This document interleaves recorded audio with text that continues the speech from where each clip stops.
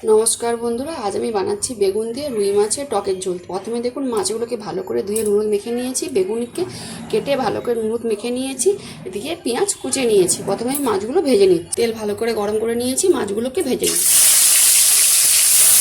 মাছগুলো দেখুন লাল লাল করে ভেজে নিয়েছি, জায়গাতে তুলে নিচ্ছি। ওই মাছ ভাজার তেলে আমি বেগুনগুলোও ভেজে নিচ্ছি, বেগুনগুলো লাল লাল করে ভেজে নিয়েছি, জায়গাতে তুলে নিচ্ছি।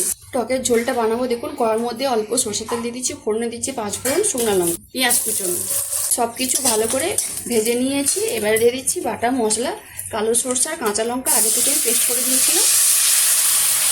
আগে থেকে আমি আমচুরটা ভিজে নিয়েছিলাম, 3টা আমচুর আমি দিয়ে দিলাম। পরিমাণ মতো হলুদ গুঁড়ো, পরিমাণ মতো নুন, কালারের জন্য কাশ্মীরি লঙ্কা গুঁড়ো। ঝোলটা কিন্তু ভালো করে ফুট ধরে গেছে। এইবারে সব ভেজে রাখা মাছ আর বেগুনগুলো আমি দিয়ে দেবো।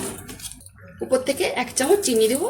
মাছ আর বেগুন দিয়ে কিন্তু টকের ঝোলটা ভালো করে ফুটিয়ে নিয়েছি।